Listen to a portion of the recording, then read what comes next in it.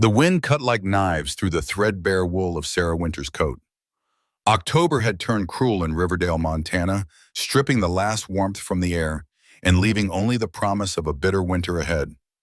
Early snowflakes danced around her, melting as they touched the cobblestones of the town square. Sarah's fingers had gone numb hours ago, her cracked leather boots, held together with wire and prayer, scraping against the stones. She kept her head down, trying to be invisible among the townsfolk who packed wagons after the harvest festival. Their laughter felt sharp as broken glass against her ears. A hand clamped onto her shoulder with sudden force, spinning her around. Sarah found herself staring into the flushed, angry face of Raymond Blackwell. "Thought you could hide from me." His breath reeked of whiskey, his fine wool coat a stark contrast to her tattered garments. As the banker's son and the mayor's pride, Raymond carried himself with the confidence of a man who'd never been denied anything. "You can't run forever, Sarah. That debt isn't going away." Around them, townsfolk slowed their movements, turning to watch the confrontation with barely concealed interest. Sarah felt their eyes like physical weight on her shoulders. "Please," she whispered, her voice cracking from disuse. "I just need more time." Raymond's fingers dug deeper into her flesh. "Time? You've had months. Every penny your worthless husband owed falls to you now." Sarah tried to pull away, but Raymond held firm. The fear that had been her constant companion since Thomas's death now surged like a tide, threatening to drown her. "You'll work it off one way or another," Raymond said, his voice dropping to a whisper meant only for her. The implication in his tone made her stomach twist. "Let go of her." The voice came from behind them, deep, gravelly, as if rarely used. Sarah turned to see a mountain of a man standing a few paces away. Emmett Sullivan. Everyone in Riverdale knew of him, though few could claim to know him. The reclusive rancher who'd struck gold in the hills and now owned the largest spread outside of town. The man who seldom spoke and never smiled.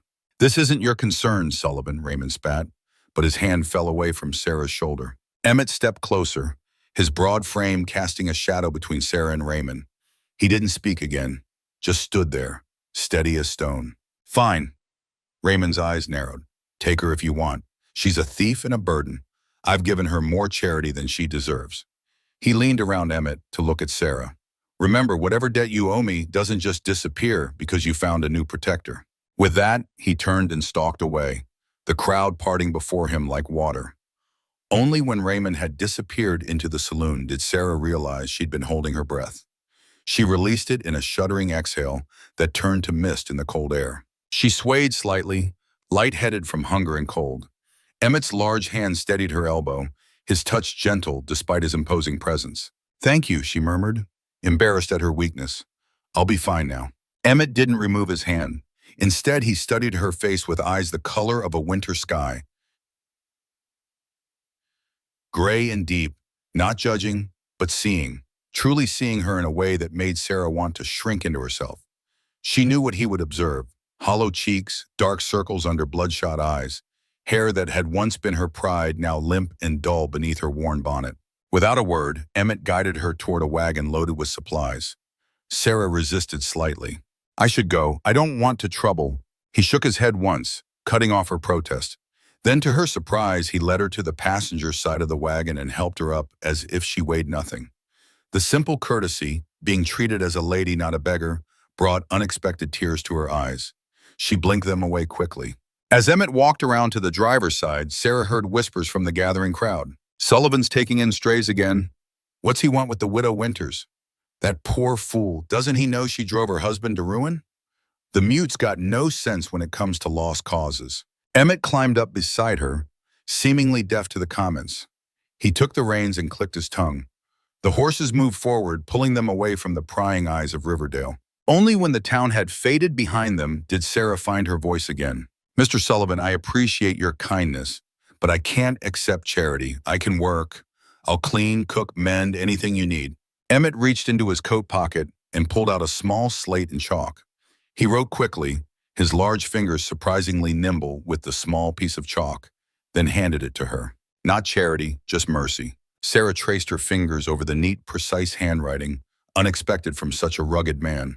"You're not mute," she realized aloud. "You just choose not to speak." He nodded once, taking back the slate to write again. "Not broken, just quiet." Something about the simple dignity in those words touched Sarah deeply. She'd heard the rumors about Emmett Sullivan, that he'd returned from the war not right in the head, that he was simple or damaged. Looking at his clear, intelligent eyes and deliberate movements, she saw nothing broken in him. Just a man who carried silence like others carried conversation. They traveled another 3 miles up winding mountain roads before Emmett's ranch came into view. Sarah had expected grandeur, given his rumored wealth. Instead, she saw honest timber and stone, a modest but well-built main house with a wide porch, flanked by a barn and several outbuildings, all nestled against a backdrop of pines.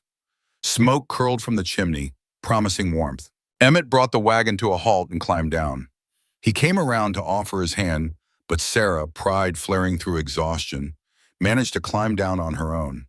Her legs nearly buckled when they touched solid ground. "I'll sleep in the barn," she said quickly. "I won't be beholden to any man." Emmett gave her a long look, then walked to the house without responding, leaving the door open behind him. Sarah hesitated at the threshold, torn between pride and the painful reality of her situation. The temperature was dropping with the sun, and she knew a night in the barn might well be her last. With reluctance, she followed him inside. The cabin smelled of a pine and coffee, clean in a way that spoke of care rather than servants. A fire crackled in the stone hearth, casting warm light over simple, sturdy furniture. Emmett moved to a pot hanging over the fire and ladled something into a bowl. The scent of stew hit Sarah like a physical force, her stomach clenching painfully. How many days had it been since she'd eaten properly? 3, 4? Emmett set the bowl on the table, then moved to a door on the far wall and opened it. He gestured for her to look inside. A small room with a narrow bed covered in a hand-stitched quilt of deep blues and greens. Yellow wildflowers, preserved and pressed, hung in a frame on the wall. The room was plain but clean, with a small window overlooking the mountains. Emmett wrote on his slate again, "Rest, eat, tomorrow we talk." Sarah wanted to argue, to insist, to maintain some fragment of control. Instead, her body made the choice for her. She sank onto the chair before the stew, her hands trembling as she picked up the spoon. "Thank you," she whispered, the simple words wholly inadequate for the enormity of what she felt. Emmett nodded once and moved to sit in a chair by the fire, giving her space to eat without the discomfort of being watched. As Sarah took her first spoonful, she noticed a book in his lap, a Bible bound in worn leather, its edges soft from handling. He didn't open it, just rested his large hands atop the cover, his thumbs tracing the embossed title with a reverence that spoke of something beyond mere piety. She ate slowly, though her body screamed for her to devour the food. Her empty stomach could barely handle the rich stew, but each bite restored a little of her strength, a little of her humanity. When she finished, she carried the bowl to a wash basin near the stove, determined to at least clean up after herself. "I'll wash this," she said. Emmett shook his head and stood, taking the bowl gently from her hands. He gestured toward the small bedroom again, his meaning clear. Rest now. Alone in the small room, Sarah finally allowed herself to break. Tears came silently at first, then in shuddering sobs that she muffled against the pillow. The relief of safety, however temporary, overwhelmed her defenses. She couldn't remember the last time anyone had shown her simple kindness without demand or expectation. Thomas's voice echoed in her memory. "You eat when you've earned it. You sleep when I say you can. You're nothing without me, Sarah. Nothing." But the note had said, "Rest. Just rest. No demands, no threats." Outside the door, Emmett sat motionless by the fire, his fingers still tracing the letters on the Bible. Genesis, Exodus, names and places he couldn't decipher but had memorized by sound. The cabin settled into quiet except for the crackle of flames and the distant call of an owl. Sarah pulled the quilt to her chin. Someone had made this with love and patience, each stitch even, the pattern thoughtful. She wondered who that person had been and why Emmett lived alone in this clean, quiet house that seemed to wait for voices that never came. She fell asleep with questions circling her mind like crows. Dawn broke cold and clear. Sarah woke with a start, momentarily disoriented by the unfamiliar surroundings. Memory rushed back. Raymond's threat, Emmett's intervention, the blessed relief of food and warmth. Guilt followed immediately. She'd slept in a stranger's home, accepted his charity, done nothing to earn her keep. She rose quickly, smoothing the wrinkles from her dress as best she could. Through the small window, she saw Emmett already outside, splitting wood with powerful rhythmic strokes. The morning light caught in his dark hair, revealing strands of silver at the temples. Sarah made the bed meticulously, then stepped into the main room.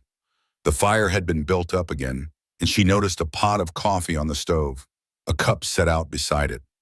On the table lay a plate with bread, butter, and preserves. Driven by years of hard survival, she ignored the food and headed straight outside. The crisp morning air burned her lungs, sharp and clean. Frost crunched under her boots as she approached Emmett. "I can help," she said, reaching for the axe. "I know how to split wood." Emmett caught her wrist, not roughly but firmly. He shook his head, then released her to retrieve his slate from his coat pocket. "Not yet." Anger flared hot in Sarah's chest. "I'm not a child. I can work." Emmett's expression remained impassive as he wrote again. "You ate one meal after days of hunger. Rest today. Work tomorrow." "I don't need your pity," Sarah said, the words sharper than she'd intended. Emmett studied her for a long moment, then wrote again, his letters more deliberate. "Not pity, respect. A starving horse can't pull a plow." The simple logic deflated her anger. He wasn't treating her as weak, just acknowledging reality. Still, the idea of sitting idle while he worked grated against everything she'd been taught. "At least let me cook," she said finally. "I can't just sit." He considered this, then nodded once. A compromise. Sarah returned to the house and found the kitchen well-stocked, but simply organized. She set to work making a proper breakfast, finding unexpected comfort in the familiar routine. By the time Emmett came inside, she had eggs, bacon, and fresh biscuits waiting. They ate in companionable silence. After Emmett cleared the table and pulled out his slate again. "Why does Raymond Blackwell think you owe him?" Sarah's hands stilled on the dishcloth she'd been using. She'd known this moment would come. The inevitable questions, the judgment that would follow. "My husband Thomas was a gambler," she began, the familiar shame washing over her. "He borrowed money from Raymond to cover his losses. When he died in a bar fight 6 months ago, Raymond claimed the debt fell to me." She swallowed hard. "The bank took our house and everything in it, but Raymond says that didn't cover what was owed." "How much?" $500. Emmett's eyebrows rose slightly. A fortune for most, especially a widow with nothing. "Did you sign anything?" "No, but the whole town believes I'm responsible. Thomas told everyone I drove him to gambling with my failings." The last word came out barely audible. Emmett's jaw tightened. He wrote again. "What failings?" Sarah looked away. "I couldn't give him children, and I used to play piano at church. Thomas said it was shameful, a wife drawing attention to herself that way." She unconsciously rubbed her left wrist, where the bones had once been broken. "He made sure I stopped." Understanding dawned in Emmett's eyes. He gently took her hand, turning it to examine the slight deformity in her wrist, the way the fingers didn't quite straighten. "He broke this?" Sarah nodded, pulling her hand back. "It's fine now, just a little stiff in the cold." Emmett's expression darkened. He wrote quickly, "A man who breaks what is beautiful deserves no loyalty." The unexpected defense brought heat to Sarah's cheeks. No one had ever suggested Thomas might have been wrong. The town had always seen him as the charming, troubled husband, and her as the frigid, unforgiving wife. "Why did you bring me here, Mr. Sullivan?" she asked directly. "What do you want from me?" Emmett considered her question, chalk hovering over slate. Finally he wrote, "I need help with something, not what you think." He stood and gestured for her to follow him to a small desk in the corner. From a drawer, he withdrew a sheaf of papers and spread them before her. Contracts, bills of sale, bank notices, all marked with an X where a signature should be. "I can't read," he wrote. "Can't write more than my mark. Need someone to teach me." Sarah stared at him in surprise. You want me to teach you to read?" He nodded, expression solemn. "But you're—" She gestured vaguely at their surroundings, at all he had built. "You've done so well without it. Found gold in a played-out claim everyone said was worthless. Made money. But I sign with an X and hope men are honest." He tapped one document in particular, a contract with terms so obviously predatory that Sarah winced reading it. "Are they honest?" he wrote. "No," Sarah admitted, "not all of them." "Will you teach me?" Sarah looked from the contracts to Emmett's face, seeing not just request but vulnerability. This powerful man was placing himself at her mercy, admitting a deficiency that many would mock or exploit. "Yes," she said, "I'll teach you." Relief softened his features. He wrote again. You teach me words, I give you shelter. No charity, a fair trade. Sarah felt something unfamiliar bloom in her chest. Not quite hope, but perhaps its precursor. A sense that maybe, just maybe, she hadn't reached the end of her story after all. When do we start? Now, Emmett wrote. Then he reached beneath the desk and carefully lifted out an object wrapped in soft cloth. He unwrapped it with reverent hands to reveal the Bible she'd seen him holding the previous night. Your Bible? She asked. He nodded, then wrote, My mother's. She read it to me every night. She died 7 years ago. No one has read it to me since. The simple admission, the lonely image it conjured, touched something deep in Sarah's heart. She gently took the Bible, running her fingers over the worn cover. Let's begin with the alphabet, she said, reaching for the slate. Each letter makes a sound, and together they make words. As she began to write out the alphabet, Emmett watched with an intensity that made her throat tighten. He wasn't just going to try, he was going to pour himself into this effort completely. And somehow that mattered more than all the gold he'd pulled from the ground. The first lesson proved harder than Sarah had anticipated. Emmett struggled with the most basic letters, his frustration evident in the tight set of his jaw and the way his large hands clenched and unclenched. ABC, Sarah repeated patiently, pointing to each letter she'd written on the slate. Emmett stared at them as if they were enemy soldiers rather than simple marks. He shook his head and wrote, Can't remember which is which. They flip in my mind. Sarah considered this. Some people see letters differently. My father was the same way. Let's try another approach. She thought for a moment, then hummed a few notes. Do you know the alphabet song? Emmett shook his head. It's how children learn their letters.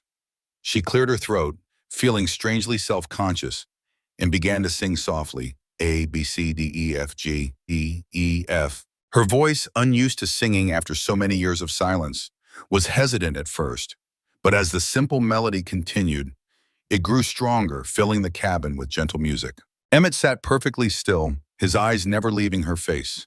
When she finished, a strange expression crossed his features, something between wonder and pain. Sing it again, he wrote. Sarah complied, and this time Emmett's lips moved silently, following along. By the third repetition, he was nodding in time with the rhythm, the tension in his shoulders easing slightly. My mother sang, he wrote afterward. I'd forgotten. Music helps us remember, Sarah said quietly. Let's try again tomorrow. Learning takes time. He nodded, then reached for his slate once more. Why did you stop playing piano? Sarah's hand unconsciously went to her wrist again. I told you Thomas didn't approve. He's dead. You're not. The blunt assessment caught her off guard. It's not that simple. I haven't played in years, and She looked down at her hands, at the slight crookedness of her fingers. I'm not sure I can anymore. Emmett studied her for a long moment, then wrote, Fear is a poor reason not to try. Before she could respond, he stood and walked to the door. He gestured outside, then wrote, Come, something to show you. Curious, Sarah followed him out the back door and along a narrow path that led to a small structure she hadn't noticed before, a workshop of sorts, set slightly apart from the main house. Emmett unlatched the door and led her inside. The space was filled with woodworking tools, neatly organized. Sawdust scented the air, mingling with the smell of linseed oil. But what caught Sarah's eye was the object in the center of the room, covered with a canvas drop cloth. Emmett crossed to it and hesitated, suddenly seeming unsure. Then with deliberate care, he pulled the cloth away. A piano. Not a grand instrument like the one at the church, but a small upright, its wood gleaming with fresh polish. Sarah's breath caught in her throat. Where did you? She began, then stepped closer, drawn as if by an invisible thread.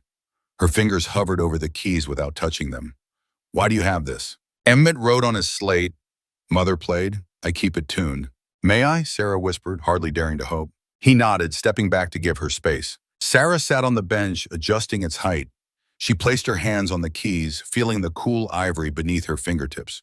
Her left hand protested slightly, the old injury making itself known, but she ignored it. She began with a simple scale, notes rising and falling like water. The piano was indeed well-tuned, its voice warm and true. Emboldened, Sarah moved into a hymn, Amazing Grace, the first song she'd learned as a child.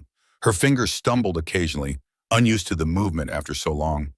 But the melody emerged clear and strong. She became so lost in the music that she almost forgot Emmett's presence until she heard a sharp intake of breath. She turned to find him standing rigid, his face pale. I'm sorry, she said quickly, pulling her hands away from the keys. Did I do something wrong? He shook his head, wrote hastily, my mother's favorite. Of course it would be. Sarah felt foolish for not considering how the music might affect him. I should have asked what you'd like to hear. No, please continue. His expression was so earnest, so open in its vulnerability, that Sarah couldn't refuse. She turned back to the keys and began again, this time letting the music flow more freely, adding the embellishments her father had taught her long ago. As she played, something inside her began to uncoil, a tension she'd carried for so long that she'd forgotten its weight. Her damaged wrist ached, but it was a clean pain, the kind that comes with healing rather than harm. When the final notes faded, Sarah realized her cheeks were wet with tears. She wiped them away quickly, embarrassed by the display of emotion. Emmett made no comment on her tears. Instead, he wrote, "Why did you stop playing?" "I told you," she began, but he shook his head firmly. "The real reason." Sarah looked down at the keys, trailing her fingers lightly over them without pressing. "Because every time I played, I remembered who I used to be, and it hurt too much to compare that girl to what I became." Emmett knelt beside the piano bench so that their eyes were level. He wrote carefully, making each letter precise. "That girl is still here, just buried, like seeds in winter." The simple metaphor struck Sarah with unexpected force. Was it possible? Could parts of herself she thought dead simply be dormant, waiting for the right conditions to grow again? "I'm not sure I know how to find her," she admitted. "Start by playing, every day, not for me, for you." Sarah looked at him, this silent mountain of a man with gentle eyes, and felt something shift in her perception of him, of herself, of what might be possible in the shelter of this strange, quiet place he'd created. "I'll try," she promised. Emmett nodded once, satisfied. Then he wrote, "Dinner soon, you rest now." Despite her protests that she wasn't tired, Sarah found herself grateful for the chance to retreat to her room. The emotions stirred by the piano had left her feeling raw and exposed. She needed time to gather herself, to understand what had just happened between them. It wasn't until she was lying on the bed, staring at the ceiling, that she realized Emmett had given her something far more valuable than shelter or food. He'd given her permission to remember who she had been, and perhaps, someday, to become someone new entirely. Outside her window, the first heavy snowflakes of the season began to fall, blanketing the world in white silence. The days settled into a rhythm as October deepened toward November. Each morning, Sarah and Emmett would share a simple breakfast before he went out to tend the ranch. She insisted on handling household chores, unwilling to remain idle despite his protests. In the afternoons, they would sit at the kitchen table for reading lessons, the slate between them covered in chalky letters and simple words. Progress came slowly. Emmett's hands, so sure and steady when working with wood or handling animals, grew clumsy and tense when holding chalk. Letters shifted and reversed in his vision, a frustration evident in the deepening lines around his eyes. "House," Sarah said, pointing to the word she'd written, House. Emmett stared at the letters, his lips moving silently. After a long moment, he shook his head and wrote on his portion of the slate, "Looks like HSEUO to me." "That's all right," Sarah assured him. "Many people see letters differently. Let's try another way." She drew a simple house beside the word. "House, the word looks like this, and it means this." She tapped the drawing. "Try copying just the shape of the whole word, not letter by letter." Emmett tried again, his expression a study in concentration. His copy was shaky but recognizable. "Good," Sarah said, offering an encouraging smile. "Now close your eyes and picture the house in your mind. See its shape, its roof, its windows. Now, keeping that image, think of the word house as another picture, the picture of the sound the word makes." It was a technique her father had developed for himself, a man who'd struggled all his life with reading, yet had built a successful carpentry business through sheer determination. Emmett's eyes remained closed for nearly a minute. When he opened them, he wrote, "My father said I was too stupid to learn, said I was good for digging and lifting, nothing else." The admission, so plainly stated, made Sarah's chest ache. "Your father was wrong," she said firmly. "You're not stupid. Your mind just works differently than some. Mozart couldn't build a house, and I'd wager most carpenters can't compose a symphony." A ghost of a smile flickered across Emmett's face, the first she'd seen. It transformed him, softening the hard edges of his features. He wrote, "Not Mozart either." "You don't know that. Have you ever tried composing music?" Sarah teased gently. He shook his head, the almost smile lingering in his eyes if not on his lips. Then he wrote, "Let's try again. House." For an hour they worked, moving from house to barn to horse. By the end, Emmett could identify 5 words consistently. Not much, perhaps, but a beginning. When they finished, he wrote, "Thank you, tomorrow more." "Tomorrow more," Sarah agreed. "You're doing well, Mr. Sullivan." He wrote, "Emmett, not Mr. Sullivan." "Emmett," she amended, feeling a small thrill at the informality. "Then you must call me Sarah." He nodded, then hesitated before writing again. "Piano after dinner?" The question surprised her. She'd played several times since discovering the instrument in his workshop, but always alone when she thought Emmett was out tending to the ranch. The idea of playing for an audience, even an audience of one, awakened old anxieties. "I'm still quite rusty," she demurred. "I don't know good from bad, just like the music." His honesty disarmed her. "All right, after dinner." Satisfied, Emmett rose and gestured toward the stove, where a pot of stew had been simmering. As they prepared dinner together, moving around each other in the small kitchen, Sarah was struck by how comfortable their silence had become. With Thomas, silence had been dangerous, a prelude to rage or punishment.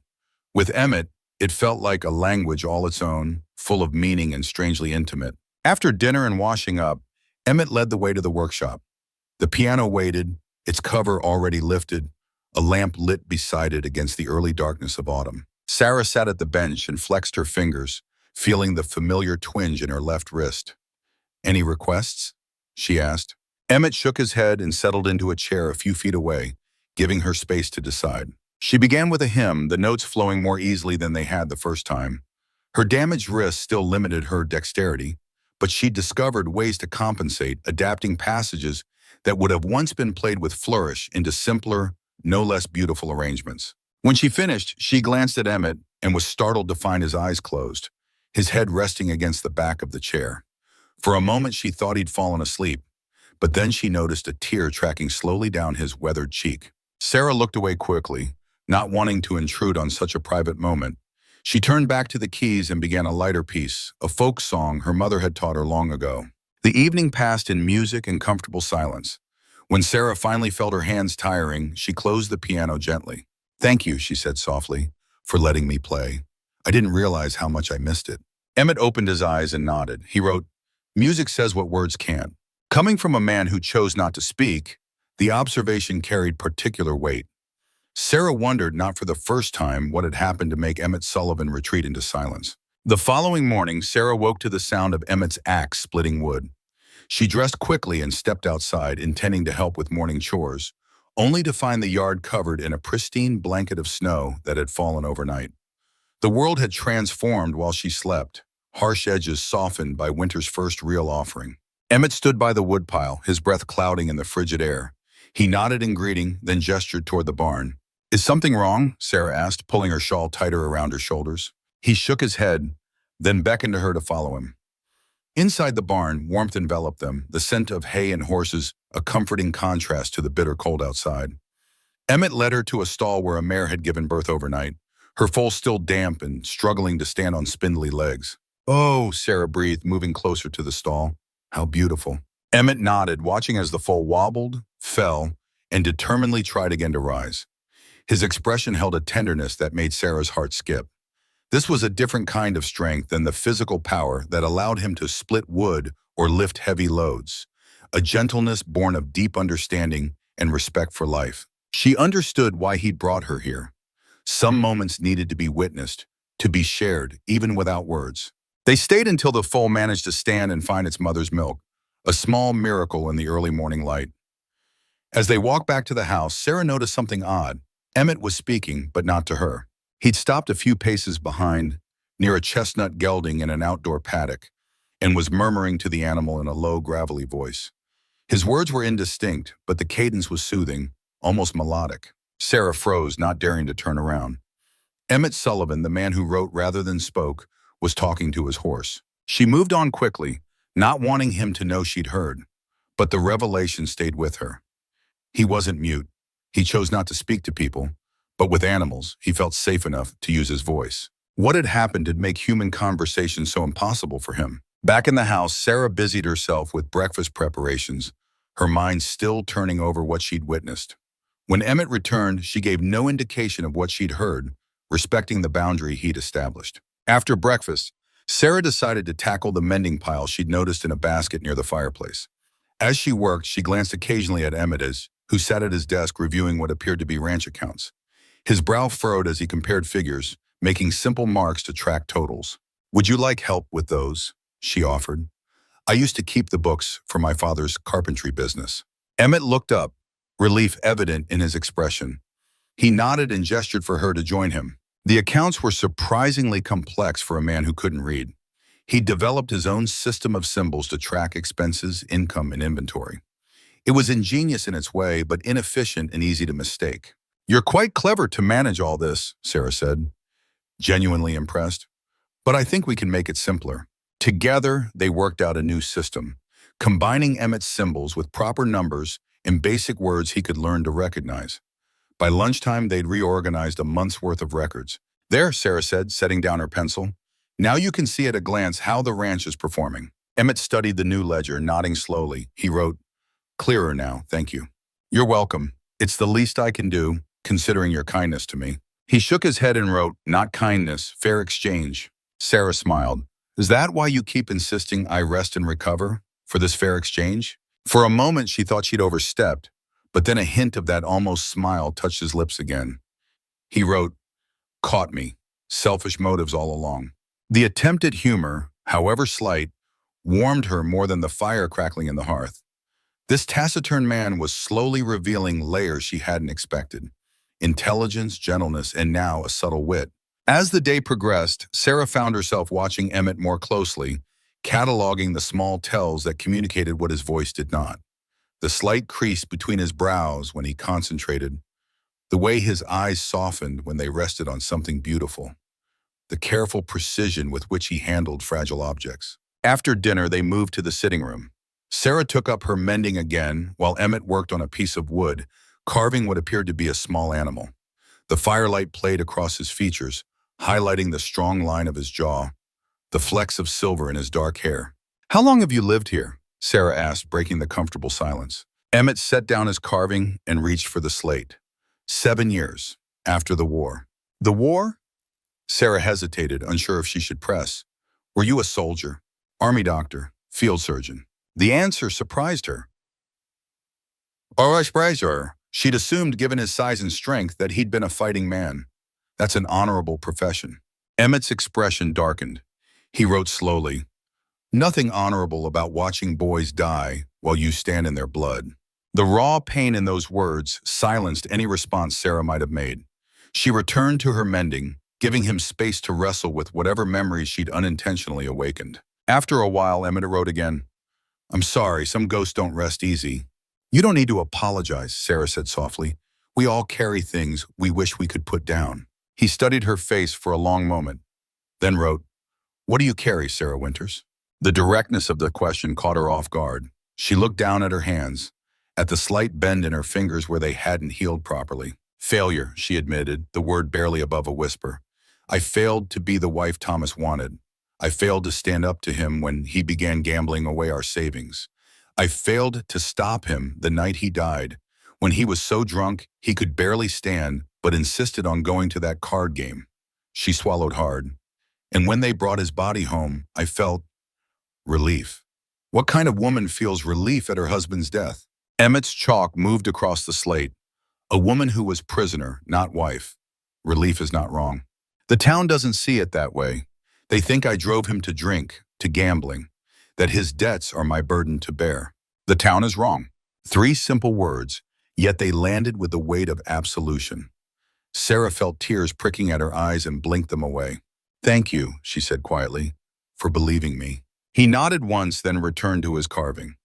The conversation was over, but something had shifted between them, a deepening of trust, a recognition of shared wounds. As Sarah prepared for bed that night, she realized with a start that she'd been at Emmett's ranch for nearly 2 weeks. The time had passed so naturally that she'd scarcely noticed its passage. More surprising still was the realization that, for the first time in years, she felt safe. Not just physically, but in the quiet acceptance Emmett offered without demand or judgment. It was dangerous, this growing comfort. Raymond Blackwell hadn't forgotten her, and sooner or later, she would have to face him again. But for tonight in this snow-hushed sanctuary, Sarah allowed herself to believe that things might somehow work out. She was drifting to sleep when a sound pulled her back to consciousness, a cry, sharp and pained, from somewhere in the house. Sarah sat up listening. It came again, a raw sound of anguish. Emmett! Without stopping to think, she grabbed her shawl and hurried to his room across the hall. The door stood ajar, lamplight spilling into the corridor. Inside, Emmett thrashed on his bed, caught in the grip of a nightmare. His face was contorted, sweat beading on his forehead despite the room's chill. Daniel, no, he moaned, the words thick with sleep and terror. Hold on, don't. Sarah hesitated at the threshold. This was intensely private, and Emmett might not welcome her intrusion. But she couldn't leave him trapped in whatever horror he was reliving. Emmett, she called softly, then louder when he didn't respond. Emmett, wake up. It's just a dream. His eyes flew open, wild and unfocused. For a terrifying moment, he didn't seem to recognize her. Then awareness returned, followed immediately by shame. He sat up, turning away from her, his shoulders rigid with tension. I'm sorry, Sarah said. I was worried. Emmett reached for the slate kept by his bedside, but his hands were shaking too badly to write. He set it down, visibly struggling to compose himself. You don't have to explain, Sarah said gently. We all have nightmares. He shook his head, jaw clenched. After a moment, he tried writing again. You should go. Are you sure? I could make some tea. Please. The plea was clear. He needed solitude to rebuild his defenses, to tuck away whatever demons had broken through in sleep. Sarah nodded and withdrew, closing the door softly behind her. Back in her room, she lay awake, listening. No more sounds came from across the hall, but she knew sleep wouldn't return easily for either of them now. Daniel. The name Emmett had called out in his nightmare. Who was he? A patient lost during the war, a friend? The anguish in Emmett's voice suggested someone far closer than a random soldier. Sarah resolved to be kinder, more patient tomorrow. Whatever battle Emmett fought in his dreams was clearly far from over. Morning arrived with more snow and a biting wind that rattled the windows. Sarah found Emmett already in the kitchen, a pot of coffee brewing on the stove. If he'd slept at all after his nightmare, it didn't show in the shadows beneath his eyes or the tightness around his mouth. Good morning, she said, careful to keep her tone normal, not wanting to embarrass him with references to the night before. He nodded in greeting, then wrote on his slate, Going to town today. Need supplies before storm comes. Sarah tensed. Town meant Raymond Blackwell. Curious eyes, whispered judgment. I can stay here, she offered quickly. Emmett shook his head. Need your help, reading labels, choosing supplies. It was a reasonable request, and Sarah couldn't refuse after all Emmett had done for her. Besides, she'd have to face Riverdale eventually. Better to do it with Emmett at her side than alone. Of course, she agreed, trying to sound more confident than she felt. When do we leave? After breakfast. Dress warmly.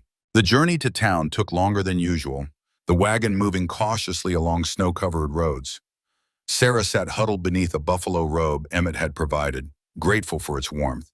The landscape had been transformed by winter, familiar landmarks rendered strange and beautiful beneath their white cloaks. As they approached Riverdale, Sarah's anxiety mounted. 2 weeks ago, she'd been destitute, desperate, at the mercy of Raymond Blackwell's threats. Now she returned in a wagon beside Emmett Sullivan, clean and well-fed, wearing a coat he'd insisted she take from a trunk of what she assumed were his mother's belongings. What would people think? What would they say? The town came into view, smoke rising from chimneys, streets already busy despite the weather. Emmett guided the wagon to a hitching post outside the general store, then came around to help Sarah down. She took his hand, steadying herself on the slippery ground. Mr. Sullivan, didn't expect to see you in town today.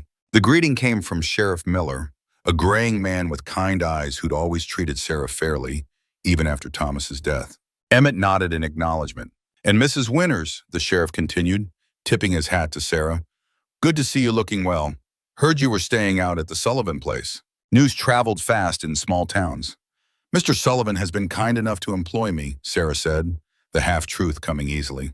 That's so? Well, good for both of you. The sheriff's gaze moved between them, assessing but not judgmental. Weather's turning bad. Might want to finish your business and head back before it hits. We'll be quick, Sarah assured him. Thank you, Sheriff. Inside the general store, warmth enveloped them, along with the mingled scents of coffee, tobacco, and spices. Mrs. Porter, the owner's wife, looked up from her ledger, surprise registering on her round face at the sight of them together. Mrs. Winters, Mr. Sullivan, she greeted, her tone carefully neutral. What can I help you with today? Emmett handed Sarah a list he'd prepared. She read it aloud. Coffee, sugar, flour, salt, matches, lamp oil, and… She glanced at Emmett, who nodded encouragingly. And some peppermint candy if you have it.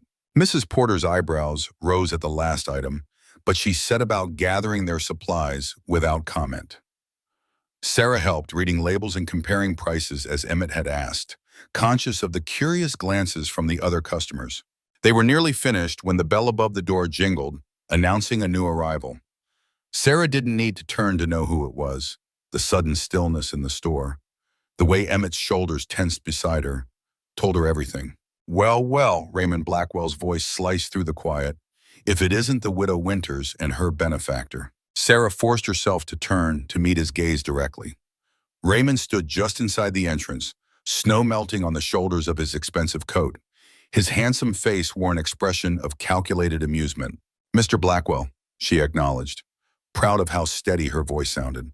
I was beginning to think you'd left town for good, Raymond said, moving closer. But here you are, shopping like a proper lady. Has Sullivan here paid off your debts then? Or have you found another way to settle them? The insinuation hung in the air, ugly and deliberate. Sarah felt heat rise to her cheeks. But before she could respond, Emmett stepped between them. His expression remained impassive, but something in his stance had changed. A subtle shift from quiet strength to coiled threat. Raymond's smile faltered slightly. No need for dramatics, Sullivan, just a friendly inquiry about a financial matter. Emmett didn't move or speak, just held Raymond's gaze until the younger man looked away first. We should discuss your husband's debt sometime soon, Mrs. Winters, Raymond said, his tone hardening. My father's patience isn't unlimited, even for old friends like Sullivan. With that, he tipped his hat mockingly and moved to the counter, effectively dismissing them. Sarah's hands trembled as she gathered their purchases. She felt the weight of stares from every corner of the store. Mrs. Porter's tight-lipped disapproval, the avid curiosity of other customers, Emmett's concerned glance. From near the dry goods shelves, Hannah Wallace, the pastor's wife, watched the exchange with troubled eyes, quickly looking away when Sarah glanced in her direction. Unlike the others, her expression held not judgment, but something closer to sympathy, and perhaps guilt. Outside, the wind had picked up, driving snow in horizontal sheets. Emmett loaded their supplies quickly, then helped Sarah up to the wagon seat. Only when they'd left the town behind did Sarah's breathing steady, her pulse slow to normal. I'm sorry, she said finally. Raymond has always been difficult, but he seems to have a particular dislike for you. Emmett pulled the wagon to a stop and reached for his slate. Not your fault. Raymond Blackwell and I have history. What kind of history? His father, the mayor, was kind to me when I first came here. Raymond resented it, thought I was using his family's connections. Sarah considered this. Were you using their connections, I mean? Emmett's expression softened slightly, appreciating her direct question. No, just needed help with paperwork for the ranch. Thomas Blackwell, the mayor, offered. His son didn't approve. And now Raymond thinks I'm using you, Sarah said, understanding dawning. He sees it as a pattern, people taking advantage of the Sullivan wealth. Emmett nodded, then wrote, let him think what he wants. Truth matters more than gossip. The simple declaration should have been comforting, but Sarah knew better than most how gossip could destroy lives, especially in a small town like Riverdale. She'd watched her own reputation crumble after Thomas's death, helpless against the tide of whispers and judgment. Truth doesn't always win, she said softly. Emmett studied her face for a long moment, then wrote, then we make it win. The confidence in those words, the steady certainty behind them, warmed something cold and fearful in Sarah's heart. She nodded, finding a small smile despite her lingering anxiety. They continued homeward as the storm intensified, snow swirling around them like a living thing. By the time they reached the ranch, the world had disappeared into a howling white void. Emmett's capable hands guided the horses to the barn through memory alone, the path invisible beneath the drifting snow. Inside the house, a fire still burned in the hearth, a welcome beacon against the gathering storm. Sarah removed her wet coat and boots, gratitude for this refuge washing over her anew. It wasn't just shelter from the physical storm, but from the tempest of judgment and cruelty she'd faced in town. I'll make some tea, she offered, needing the comfort of routine. Emmett nodded, moving to stoke the fire higher. As Sarah prepared the tea, she watched him from the corner of her eye, the careful precision of his movements, the quiet competence that seemed to define him. In just 2 weeks, she'd come to rely on his steady presence in ways that both comforted and terrified her. Reliance meant vulnerability, and vulnerability had always led to pain in her experience. Yet Emmett had shown her nothing but respect and kindness, asking for nothing beyond her help with reading.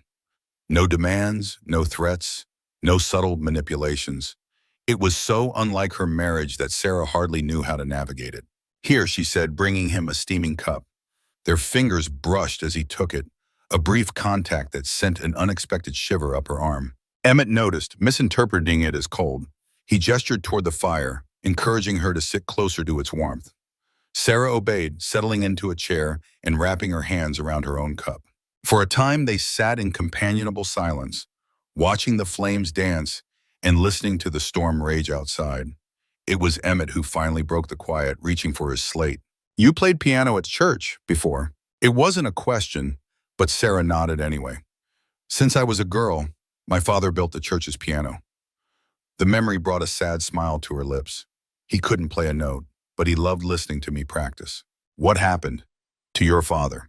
"He died when I was 16, influenza. Even after all these years, the loss still ached. My mother had passed years before, so I was alone. That's when I married Thomas. He seemed kind then, protective." Emmett's expression darkened. He wrote, "When did he change?" "After we'd been married about a year. It started small, criticism, then control, then—" She gestured vaguely toward her wrist. "He was careful, though, never marked where people could see." Emmett's hand clenched around the chalk, nearly snapping it. He took a deep breath before writing, "I'm sorry that happened to you."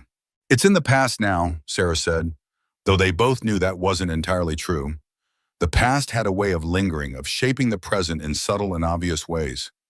Her damaged wrist, her fear of Raymond, her instinctive flinch at sudden movements, all echoes of what Thomas had done to her. "Would you play now? Storm makes the house too quiet." The request surprised her, but Sarah found herself nodding. "Let me just get a shawl. The workshop will be cold." Emmett shook his head and rose, gesturing for her to wait. He disappeared down the hall, returning moments later with something large and cloth-covered. With careful movements, he set it down near the fire and removed the covering. The piano from the workshop. Somehow, while she'd been preparing tea, he'd moved it into the main room. The feat of strength required to carry such a heavy instrument alone was staggering. "Emmett," Sarah breathed, "you shouldn't have. You're back." He waved away her concern, writing, "Worth it. Music should be where living happens, not hidden away." There was something so poignant in those words, something that spoke to wounds far deeper than physical strain. Sarah moved to the piano, running her fingers over the polished wood. "What would you like to hear?" "Whatever brings you joy to play." Such a simple request, yet so profound in its generosity. Sarah sat at the bench and began with a cheerful folk tune, one her father had loved. The melody danced above the howl of the wind, filling the cabin with warmth beyond what the fire could provide. As she played, Sarah glanced occasionally at Emmett.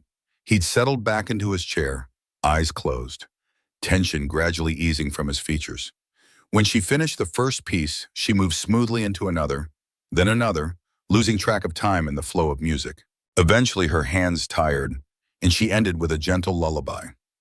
As the final notes faded, she turned to find Emmett watching her, his expression so open and vulnerable that it caught her breath. He wrote, "Beautiful, like sunshine through stained glass." The unexpected poetry of his description touched her deeply. "Thank you," she said softly, "for bringing the piano in, for listening." He nodded, then wrote, "We should sleep. Storm will need shoveling tomorrow." The reminder of practical concerns broke the spell of the moment. Sarah rose from the bench, suddenly aware of how intimate the evening had felt, sitting by firelight playing music just for him. "Good night, Emmett," she said, moving toward her room. "And thank you again." He wrote quickly, "Thank you, Sarah, for the music, for today." She smiled and slipped into her room, closing the door softly behind her. Outside, the storm continued its assault, but within her chest, something warm and frightening was taking root, a feeling she'd thought long dead, buried beneath years of fear and pain. Hope. Sarah woke to sunlight streaming through her window, the storm having blown itself out overnight. She dressed quickly and found Emmett already outside, clearing paths through snow that reached past his knees in places. He worked methodically, his breath clouding in the frigid air, shoulders moving powerfully beneath his heavy coat. She watched him for a moment, struck by the contrast between his physical strength and the gentleness he'd shown her. In her experience, strong men use their power to control, to intimidate. Emmett used his to protect, to build, to make music possible on a stormy night. The realization unsettled her in ways she couldn't quite name. Pulling on her coat and boots, Sarah joined him outside, taking up a second shovel without asking permission. Emmett glanced at her, a question in his eyes. "I'm not made of glass," she said in response to his unspoken concern. "I can help." He studied her for a moment, then nodded, conceding the point. They worked together, clearing a path to the barn first, then to the workshop in Woodpile. The labor was hard but satisfying, the clean air and physical effort invigorating after being cooped up during the storm. When they finished, Emmett gestured toward a hill behind the house, then mimed sliding down it. "Sledding?" Sarah asked, surprised by the playful suggestion. He nodded, his eyes crinkling at the corners in what she was learning to recognize as his version of a smile. "I haven't been sledding since I was a girl," she admitted. Emmett raised an eyebrow in mock horror, then wrote on his slate, "A tragedy that must be remedied immediately." Before she could protest, he disappeared into the barn, returning moments later with a simple wooden sled. He gestured toward the hill with an expectant look. "You can't be serious," Sarah laughed. "We're grown adults." Precisely why we need to remember how to play. The logic was so earnest, so endearingly simple, that Sarah couldn't refuse. "One ride," she conceded, "then we should really see to the animals." One ride became two, then three. Laughter bubbling up from some long-forgotten place inside her as they took turns sliding down the hill. Emmett's rare, full smile transformed his face entirely, erasing years of solemnity and worry. On their final run, the sled hit a bump, sending them both tumbling into a snowdrift. Sarah emerged sputtering, snow in her hair and down her collar, to find Emmett looking equally undignified. Their eyes met, and suddenly they were both laughing, Sarah aloud, Emmett in silent shakes that nonetheless conveyed pure joy. It was, Sarah realized, the first time she'd laughed, truly laughed, in years. As they trudged back to the house, cheeks flushed with cold and exertion, Sarah felt lighter somehow, as if the snow and laughter had washed away some of the heaviness she'd carried for so long. They spent the afternoon in companionable productivity, Sarah baking bread while Emmett repaired a broken chair. As dusk approached, Sarah decided to check a storage closet for extra blankets, the temperature dropping rapidly with the setting sun. The closet was near Emmett's room, filled with household essentials. As she sorted through linens, Sarah's hand brushed against something solid at the back of a shelf. Curious, she pulled it forward. A wooden box, simply but beautifully made, with a caduceus, the medical symbol of intertwined snakes, carved into its lid. A doctor's kit. Sarah knew she should have put it back. This was clearly private, perhaps painful given what Emmett had revealed about his time as a field surgeon. But something compelled her to open it, to understand more about the silent man who had shown her such kindness. Inside lay an assortment of medical instruments, meticulously maintained despite obvious age and use. Beneath them, wrapped in cloth, she found a book. Not a Bible or ledger, but a journal. Opening it, Sarah discovered not written entries, but drawings, detailed, skillful renderings of wounds, surgical procedures, human anatomy. The illustrations were clinical, but somehow deeply compassionate, each accompanied by symbols she couldn't decipher, but recognized as Emmett's personal notation system. Many pages showed the same young man in various stages of treatment, his face rendered with particular care and attention. "Oh," Sarah breathed, understanding dawning. This wasn't just a random patient. The resemblance to Emmett was unmistakable. Same jawline, same eyes, though younger and lacking the weathered quality of Emmett's features. The final pages showed the young man's condition deteriorating, the drawings becoming more desperate, more frantically detailed. The last illustration showed only a hand, limp and still, with a simple cross drawn beside it. Sarah closed the journal, heart aching for what it revealed. Emmett had lost someone during the war, someone who looked like him, who might have been family, a brother perhaps, and he documented every step of trying and failing to save him. No wonder he chose silence. What words could possibly follow such a loss? She carefully replaced everything exactly as she'd found it, taking the blankets she'd come for and quietly closing the closet. As she turned, she found Emmett standing in the hallway, his expression unreadable. How long he'd been there, whether he'd seen her with his box, she couldn't tell. "I found some extra blankets," she said, voice carefully neutral. "The temperature's dropping quickly." He nodded and stepped aside to let her pass, giving no indication that he'd noticed anything amiss. But as Sarah moved past him, she felt the weight of unspoken knowledge between them, another layer added to their complex, fragile connection. That night, as they sat by the fire after dinner, Sarah found herself watching Emmett more closely, seeing him through the lens of what she'd discovered. The way he absently rubbed his right hand, as if phantom blood still stained it. The distant look that sometimes crossed his features when he stared into the fire. The careful precision with which he handled fragile things, like a man who knew intimately how easily life could break. She wanted to ask about the journal, about the young man who looked so much like him. But such a question would require admitting she'd pried into his private things and might shatter the trust they'd built. Instead, she said, "Would you like to try reading from your mother's Bible tonight? We could start with something simple." Emmett considered her offer, then nodded. He retrieved the Bible from its shelf, handling it with reverent care, and brought it to where they sat. Sarah opened to Psalm 23, one of the shortest and most familiar passages. "Let's try this one," she suggested. "I'll read it once, then we'll go through it together." She read slowly, clearly. "The Lord is my shepherd, I shall not want." As her voice fills the quiet room, Sarah noticed Emmett's lips moving silently, following along from memory. When she finished, she pointed to the first line. "Try reading this aloud," she encouraged gently. "Just the first line." Emmett stared at the text, his expression a complex mixture of determination and fear. His lips parted, but no sound emerged. After a moment, he shook his head and reached for his slate. "Can't, not yet." "That's all right," Sarah assured him. "We can keep working on recognizing the words silently. Speaking them will come when you're ready." Relief softened his features. He wrote, "Thank you for not pushing." "We all have our own pace," she said simply. "For some things, I'm still learning to walk when others run." They spent an hour with the Bible, Sarah reading passages aloud while Emmett followed along, occasionally stopping to identify words he recognized.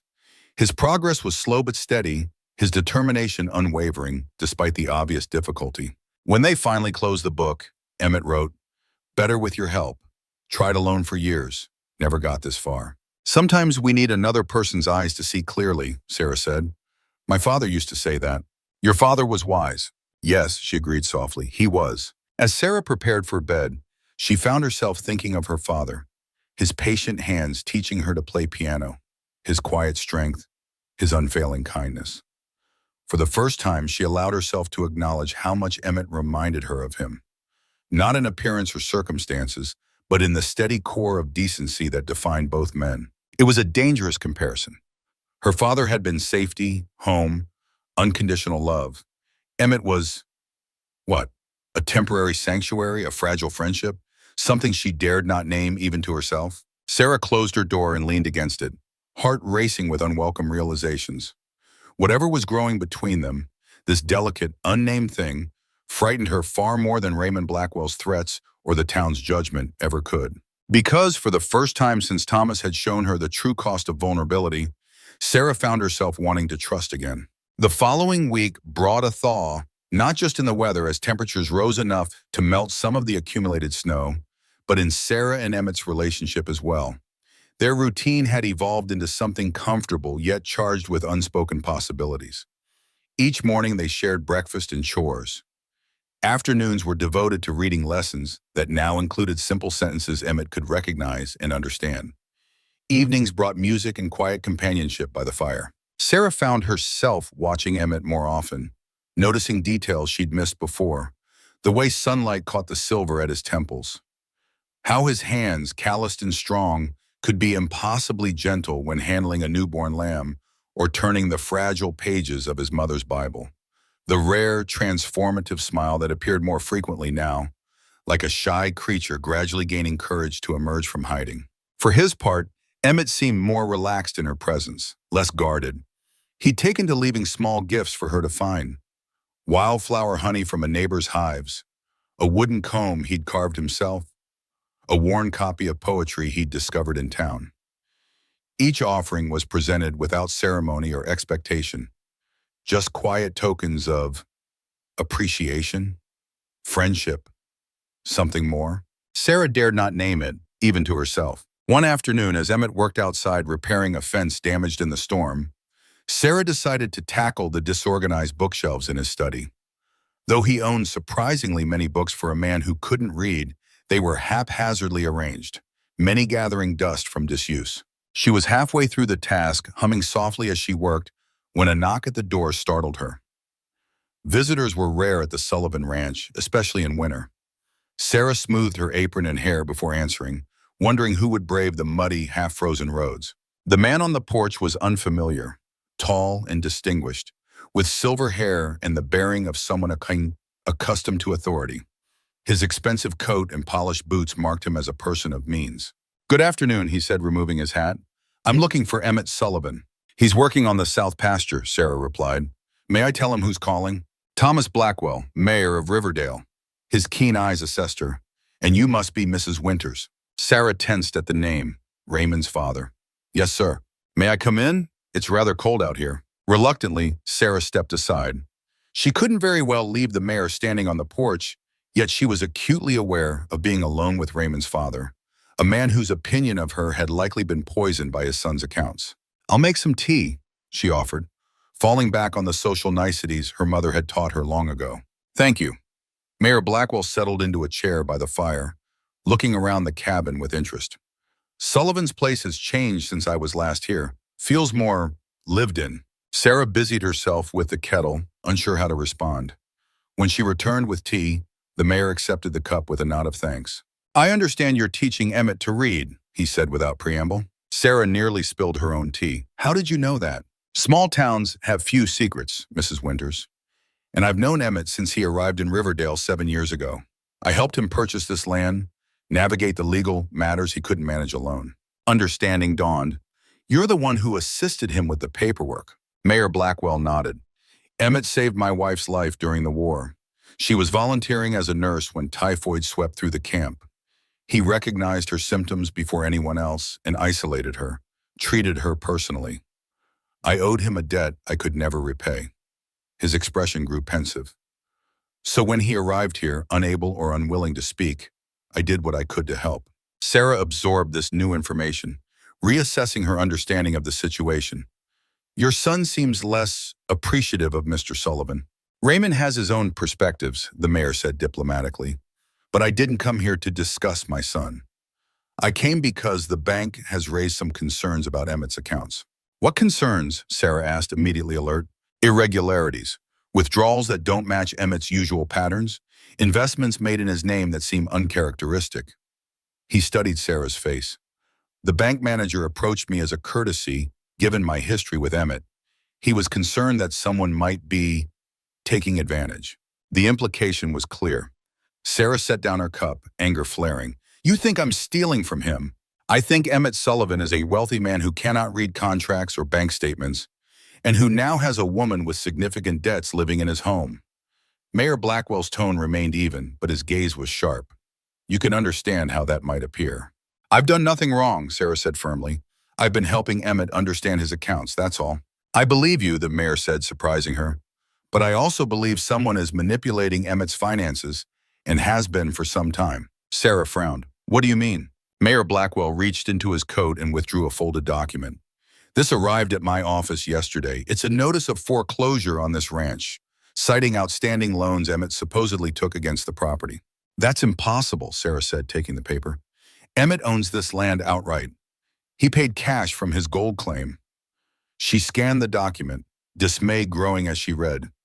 "This says he borrowed against the property 6 months ago and has missed 3 payments." "Exactly.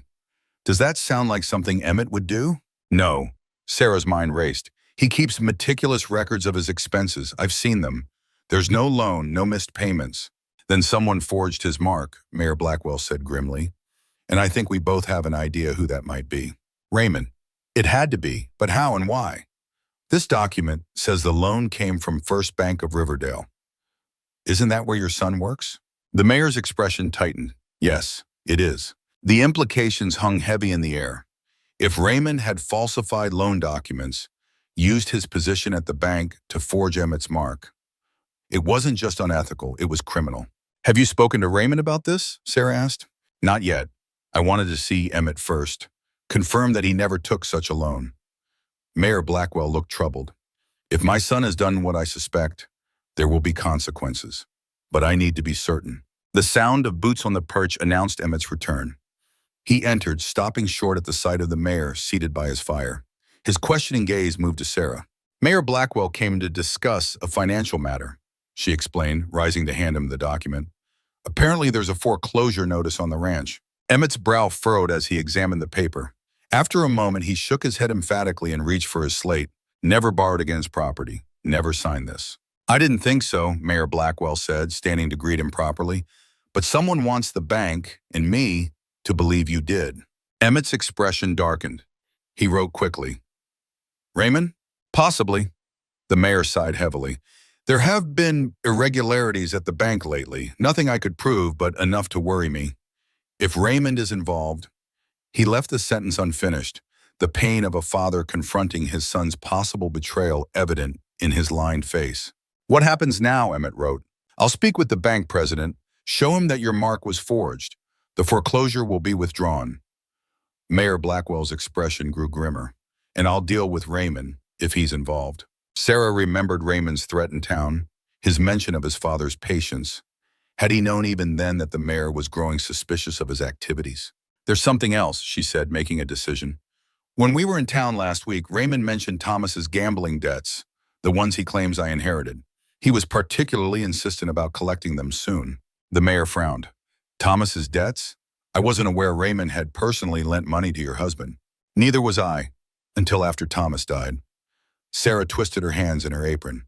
But Raymond produced notes with Thomas's signature, claiming he owed $500 for gambling losses. May I see these notes?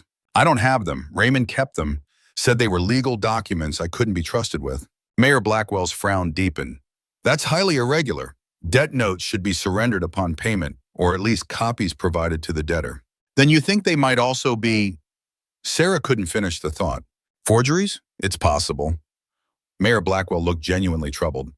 Thomas had his faults, Mrs. Winters, but he was an educated man who knew better than to sign unsecured notes for gambling debts. And while Raymond has authority at the bank, he doesn't have personal wealth to lend such sums. The revelation hit Sarah like a physical blow. If Raymond had fabricated the debt, if Thomas had never actually borrowed that money, she'd been living in fear, facing the town's judgment for nothing. Emmett moved to stand beside her, his solid presence steadying. He wrote on his slate, "We'll prove it. Together." Mayor Blackwell nodded in agreement. "I'll investigate both matters. If Raymond has been engaging in fraud, he'll answer for it, son or no." He collected his hat. "In the meantime, don't worry about the foreclosure. I'll handle it." As he prepared to leave, the mayor paused. "Mrs. Wallace approached me yesterday quite distressed. She mentioned seeing Raymond speaking to you in ways that troubled her. I believe she may know more than she's let on." He sighed. "Fear keeps many tongues still in our town, I'm afraid." Emmett walked the mayor out, returning to find Sarah still standing by the fire, document clutched in her hands. "All this time," she murmured, "I've been afraid, ashamed, believing I was responsible for Thomas's debts. If Raymond made it all up." She looked up at Emmett, anger replacing shock. "Why would he do this? What does he gain?" Emmett took the slate. Power, control. Seeing you afraid gave him both. The simple assessment rang true. Raymond had always enjoyed wielding power over others, especially those he considered beneath him. A widow with no family, no resources. What better target for his manipulations? "And now he's targeting you," Sarah said. "Why?" "Land. My ranch borders his father's property. Good water access. He's tried to buy it before. So he creates a false debt, then forecloses when you can't pay." Sarah shook her head in disgust. "It's despicable." "It's finished," Emmett wrote. "Mayor will stop him." Sarah wished she shared his confidence. Men like Raymond rarely surrendered easily, especially when cornered. "We should be careful," she warned. "Raymond won't take this well when he's exposed." Emmett nodded, his expression serious. Then he wrote, "Don't worry about tomorrow's troubles. Today has enough." The gentle wisdom of the words, echoing scripture, brought a small smile to Sarah's lips despite her concerns. "You're right, and today we were supposed to continue your reading lesson." They settled at the kitchen table, forcing their attention back to simpler matters. But as they worked, a new awareness hummed between them, the sense that they stood together now against whatever came next, united in purpose beyond their initial arrangement. That night, after Emmett had retired to his room, Sarah sat alone by the dying fire, turning over the day's revelations. If Raymond had falsified both Emmett's loan and Thomas's gambling debts, her entire understanding of the past 6 months shifted. She wasn't a debtor, a burden, a failure. She was a victim of Raymond's schemes and the town's willingness to believe the worst of her. The realization brought both liberation and rage. How much suffering had she endured because of one man's greed? How much shame had she carried unnecessarily? A soft sound pulled her from these thoughts. A muffled cry from Emmett's room. Another nightmare. Without hesitation, Sarah rose and moved down the hall. This time, she didn't saw him at the threshold but entered, finding Emmett thrashing against his sheets, face contorted in silent agony. "Emmett," she called gently, then again more firmly when he didn't respond. "Emmett, wake up." His eyes flew open, wild and unfocused. Recognition dawned slowly, followed by the now familiar shame. He turned away, reaching for the slate by his bed. Sarah stopped his hand. "No," she said softly. "You don't need to write anything. You don't need to explain." She sat carefully on the edge of the bed, close but not touching him. "When Thomas died, I had nightmares every night. I'd see his face, hear his accusations, feel his hands." She swallowed hard. "What I'm trying to say is, I understand. Maybe not what you're dreaming, but what it's like to be haunted." Emmett's breathing steadied. After a long moment, he reached for the slate anyway. But what he wrote surprised her. "Daniel was my brother, younger by 6 years." Sarah's heart clenched, remembering the journal drawings, the young man who resembled Emmett. "He was in the war?" Emmett nodded, grief etching new lines in his face as he wrote, "Joined against my wishes, followed me to battlefield, gut shot at Gettysburg, couldn't save him." The stark, simple sentences conveyed a world of agony. Sarah thought of her glimpse of the journal, the increasingly desperate medical illustrations as Daniel's condition worsened. "I'm so sorry," she whispered, knowing the words were wholly inadequate. "Talked for hours while he died, promised everything would be all right. Lied to my own brother as he bled out in my hands." Emmett's writing grew shaky, his hand trembling. Last words were lies. What good are words after that? Understanding bloomed in Sarah's heart. Emmett's silence wasn't stubbornness or damage, it was penance. Atonement for what he saw as his greatest failure. "Oh, Emmett," she said, her voice breaking. Without thinking, she reached out, covering his hand with her own. "You didn't lie to comfort him. You gave him hope in his final moments. That's not a sin, it's mercy." He shook his head, unconvinced, but he didn't pull away from her touch. Instead, he turned his hand beneath hers until their palms met, fingers intertwining with careful hesitation. They sat like that for a long time, connected by that simple touch, more intimate in its way than any embrace could have been. Outside, wind sighed through pine boughs heavy with snow.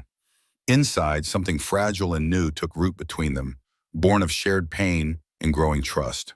Eventually, Emmett wrote with his free hand, "Thank you for not being afraid of my ghosts." "We all have ghosts," Sarah replied softly. "The lucky ones don't face them alone." She remained until his breathing deepened into sleep, their hands still joined. Only then did she gently disentangle her fingers and return to her own room, heart full of emotions she dared not yet name. The next morning brought no mention of their nighttime encounter. Emmett was already outside when Sarah woke, the smell of coffee indicating he'd at least paused long enough for breakfast before beginning his chores. She dressed and moved to the kitchen, finding a note on the table beside a covered plate. "Gone to North Pasture, back by noon, bread still warm." The simple domesticity of the gesture, ensuring she had breakfast waiting, touched Sarah deeply. In all her years with Thomas, he had never once considered her comfort or needs unless they directly served his own. After eating, she decided to tackle the pile of mending that had accumulated over the past weeks. As she worked, she found herself humming, then singing softly, old hymns and folk tunes flowing naturally from some long quiet place within her. So absorbed was she in music and mending that the sound of approaching horses didn't register until they reached the yard. Sarah set aside her work and moved to the window, surprised to see 3 riders dismounting. Raymond Blackwell led the group, accompanied by 2 men she recognized as bank employees. Fear spiked through her, Emmett was still in the north pasture. She was alone. Raymond mounted the steps and pounded on the door. "Mrs. Winters, I know you're in there. Open up!" Steeling herself, Sarah opened the door but remained firmly in the threshold, blocking entry. "Mr. Blackwell, what brings you here?" Raymond's handsome face was tight with barely controlled fury. "Where's Sullivan?" "Working his ranch, as hard-working men do," Sarah replied, pleased at how steady her voice sounded despite her racing heart. "What do you want?" "To serve these foreclosure papers properly." Raymond thrust a document toward her. "The ranch will be auctioned in 30 days unless all outstanding debts are paid." Sarah didn't take the papers. "Mayor Blackwell visited yesterday. He's aware the loan documents are forgeries." Something dangerous flashed in Raymond's eyes. "My father doesn't know everything that happens at the bank. Sullivan borrowed against this property and failed to pay. The law is clear." "We both know that's not true," Sarah said, her fear giving way to anger. "Just as we both know Thomas never borrowed money from you for gambling debts." Raymond's composure slipped. "Careful, Mrs. Winters. Accusing a bank officer of fraud is a serious matter, one that could land a woman like you in significant trouble." "A woman like me?" Sarah echoed, her voice hardening. "You mean a woman you thought you could frighten and control? A woman without resources or defenders?" She stepped forward, forcing Raymond to take a step back. "You miscalculated, Mr. Blackwell." For a moment, uncertainty flickered across Raymond's face. Then his expression hardened.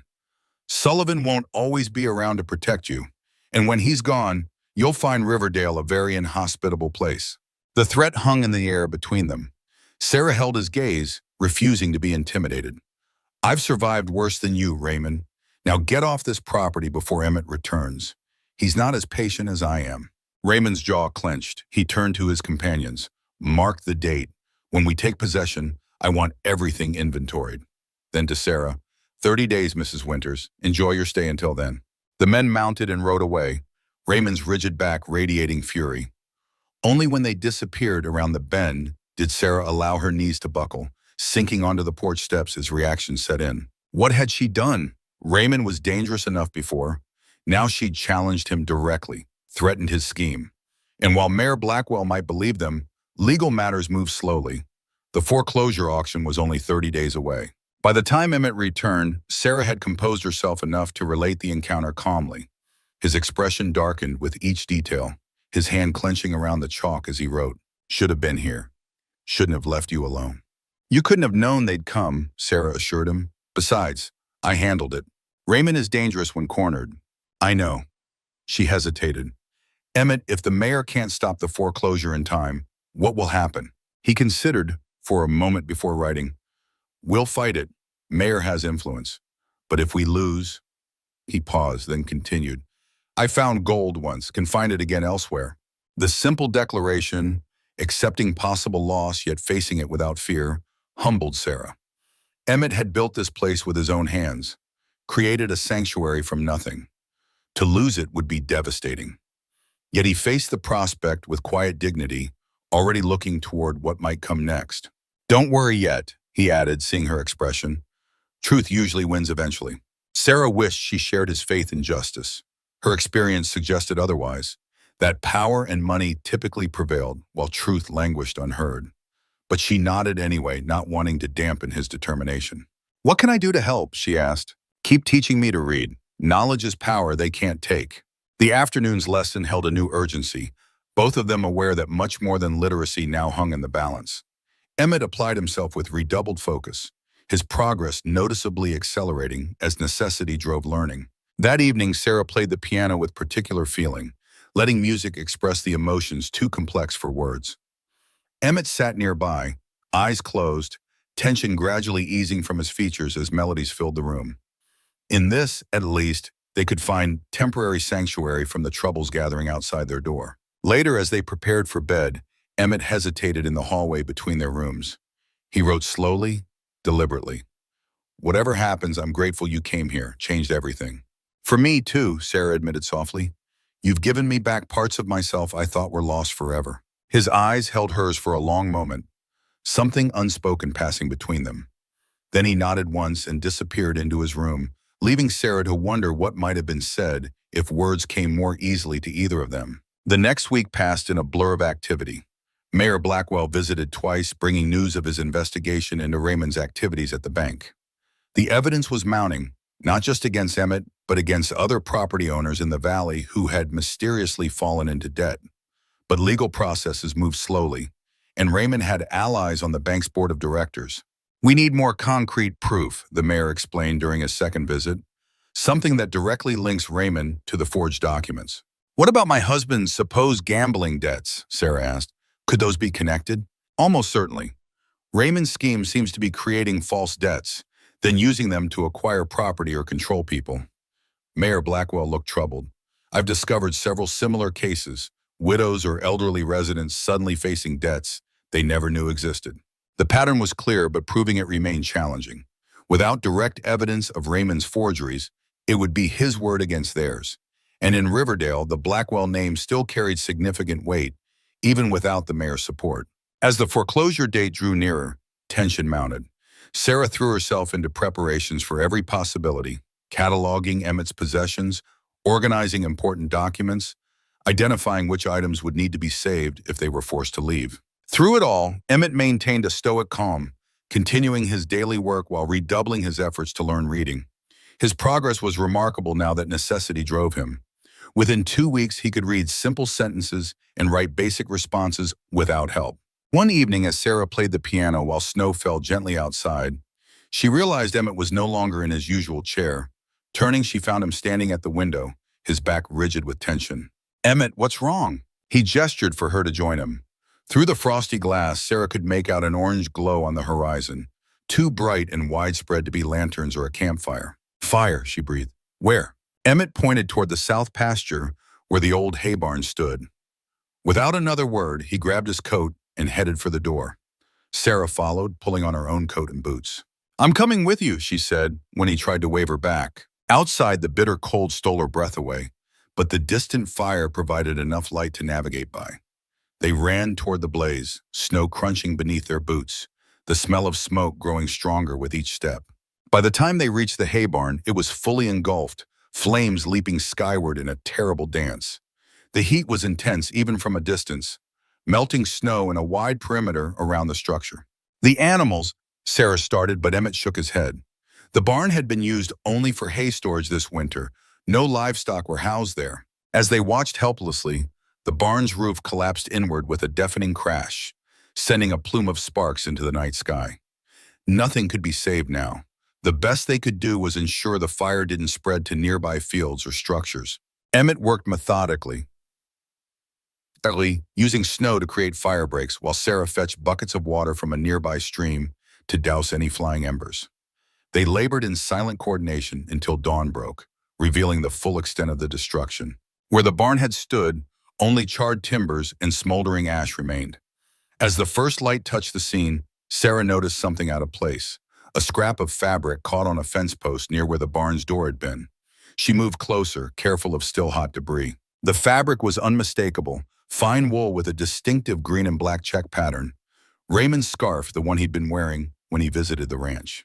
"Emmett," she called, pointing to the evidence. He examined the fabric, his expression darkening with each moment. There could be no doubt this was deliberate arson, a warning of what might come next. They returned to the house in grim silence, exhausted and soot-stained. As Sarah prepared coffee, desperately needed after their long night, she noticed Emmett standing at the window, staring back toward the destroyed barn. "It wasn't an accident, was it?" she said, though she already knew the answer. Emmett turned to her, his eyes reflecting a depth of anger she'd never seen before. He took up his slate. "Raymond, message that this is just the beginning." "We should tell the sheriff," Sarah suggested. "And say what? Fabric could belong to anyone." He was right. Without witnesses, they had no proof Raymond had set the fire. It would be their accusation against his denial. And as a bank officer and the mayor's son, his word would carry more weight than theirs. "What do we do now?" Sarah asked. Emmett's jaw set in determination. "We fight, not his way, our way." "And what way is that?" "Truth, in front of everyone." He outlined his plan quickly. They would confront Raymond publicly during Sunday service when the entire town would be present. Mayor Blackwell would be there, along with the bank's board of directors and every influential citizen of Riverdale. It would be their best chance to present their case directly to the community, circumventing Raymond's control of the legal process. The plan was bold, risky. It could backfire spectacularly, cementing their position as outsiders to be disbelieved and shunned. But with the foreclosure date looming and Raymond escalating to violence, they had few options left. "It could work," Sarah said slowly. "But what will you do? You don't—" She trailed off, reluctant to state the obvious limitation. Emmett hadn't spoken aloud to another person in 7 years. How could he confront Raymond without words? Understanding her concern, Emmett wrote, "We'll find a way, some things worth breaking silence for." The simple statement sent a shiver through Sarah. For 7 years, Emmett had carried his grief and guilt in silence, believing words had failed him when his brother needed him most. To consider speaking now, in public no less. "Are you sure?" she asked softly. "After so long?" He nodded, resolution clear in every line of his body. Then he wrote, "Tomorrow we prepare." The following days were devoted to gathering evidence, rehearsing what needed to be said, anticipating Raymond's possible counter-arguments. Sarah arranged their findings in clear, simple terms that even those without financial knowledge could understand. Emmett practiced forming words again, his voice rusty and halting from disuse. On Saturday evening, the night before their confrontation, nervous energy filled the house. Sarah played the piano more fervently than usual, letting music channel her anxiety into something beautiful. Emmett sat nearby, tension evident in the set of his shoulders, the furrow of his brow. During a pause between pieces, he wrote, "If this fails—" "It won't," Sarah said with more confidence than she felt. "If it does, if we lose the ranch, will you—" He hesitated, chalk hovering over slate, then finished, "Will you stay with me, wherever we go next?" The question took her breath away. It wasn't just about practical arrangements or their teaching agreement. It was about something deeper, something neither had yet named aloud. "Yes," she answered simply. "Wherever you go, I'll go with you." Relief and something warmer softened his features. He rose and moved to a small cabinet, withdrawing something wrapped in cloth. Returning to Sarah, he placed it in her hands. It was a book, not his mother's Bible, but a slim volume of poetry, its leather binding worn soft with handling. Opening it, Sarah found pressed between the pages a perfect yellow wildflower, preserved from some long-ago summer. "My mother's favorite," Emmett wrote. "Said beauty should be kept close during dark times. Reminded her that spring always returns." The gift, so personal and meaningful, brought tears to Sarah's eyes. "It's beautiful," she whispered. "Thank you." He nodded, then wrote it with careful precision. "Whatever happens tomorrow, you brought spring back to this house. To me." Sarah looked up from the book to find Emmett watching her, his expression more open and vulnerable than she'd ever seen it. The moment stretched between them, heavy with unspoken feelings. Without conscious thought, Sarah rose from the piano bench and moved toward him. Their first kiss was gentle, hesitant, a question asked and answered in the language of touch. When they parted, Emmett's eyes held a wonder that matched the drumming of Sarah's heart. He raised a hand to her cheek, fingertips tracing her features as if committing them to memory. No words were needed. Some truths transcended language. That night, as Sarah prepared for sleep, she felt strangely calm despite the confrontation awaiting them in the morning. Whatever happened in Riverdale tomorrow, something precious and immutable had taken root between them, something Raymond Blackwell and all his schemes could never touch. Sunday dawned clear and cold, the sky a brittle blue above snow-covered fields. Sarah dressed with particular care, choosing the best of the clothing she'd brought from town. Emmett, too, appeared in his Sunday finest, a dark suit rarely worn, his hair neatly combed, freshly shaven. The drive to town passed in charged silence, each lost in preparation for what lay ahead. As Riverdale's church came into view, its white steeple rising against the winter sky, Sarah reached over to squeeze Emmett's hand. "Remember," she said softly, "we have truth on our side." He nodded, returning the pressure of her fingers briefly before focusing again on guiding the horses through Riverdale's snowy streets. The church was already filled when they arrived, townsfolk settled into their usual pews. Sarah felt their curious stares as she and Emmett entered, the whispers that followed their progress down the aisle. Near the front, Raymond sat beside his father, his smug expression faltering slightly at their appearance. They took seats in the back, waiting as the service began with familiar hymns and prayers. Sarah sang quietly, her trained voice drawing occasional glances. Beside her, Emmett remained silent, his focus absolute. When Pastor Wilson rose to deliver his sermon, choosing as his text a passage about truth and justice, Sarah wondered if the mayor had quietly suggested the topic.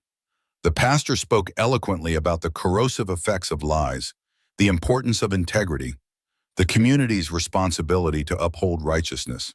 And now, Pastor Wilson concluded, before our final hymn, Mayor Blackwell has asked to address the congregation on a matter of community concern. This was unexpected. Sarah glanced at Emmett, who seemed equally surprised. They had planned to speak after the service, catching people before they dispersed. The mayor rising now changed their timing completely. Thomas Blackwell moved to the pulpit with the dignified bearing that had earned him respect throughout the valley. His grave expression silenced the usual rustles and whispers of the congregation. "Friends and neighbors," he began, "this is not an easy day for me, both as your mayor and as a father. For some time now, I have been investigating disturbing reports of financial irregularities affecting several properties in our community." A murmur rippled through the church. Raymond straightened in his seat, color draining from his face. "These irregularities include falsified loan documents, forged signatures, and fraudulent foreclosure notices," Mayor Blackwell continued. "Last night, after the fire at the Sullivan Ranch, additional evidence came to light that cannot be ignored." Sarah's breath caught. The mayor hadn't mentioned finding new evidence during his visits. What had happened? Hannah Wallace, our pastor's wife, came to me with information she could no longer, in good conscience, withhold. Mayor Blackwell gestured toward a small woman in the front pew who stood reluctantly. "Mrs. Wallace witnessed my son Raymond threatening Sarah Winters on multiple occasions regarding debts she did not owe. She also observed him near the Sullivan property shortly before the fire was discovered." Gasps and whispers filled the church. Raymond half rose from his seat, fury contorting his features. "This is absurd. She's lying." "Sit down, Raymond." The mayor's voice cut through the noise like a whip. "Mrs. Wallace is not the only witness. Bank records examined this morning that show systematic manipulation of accounts, all bearing your signature as authorizing officer." The mayor turned to face the congregation directly. "I stand before you today, not just as your mayor, but as a father who has failed to see the truth about his own son. For that, I ask forgiveness from all who have suffered because of my blindness." The raw honesty of the admission silenced the room completely. Even Raymond seemed momentarily stunned. "Particularly," Mayor Blackwell continued, his voice softening, "I must apologize to Mrs. Sarah Winters, who has endured unjust accusations and harassment over debts that never existed, and to Emmett Sullivan, whose property and reputation have been threatened by schemes conducted partly through my own family's bank." He turned to where they sat.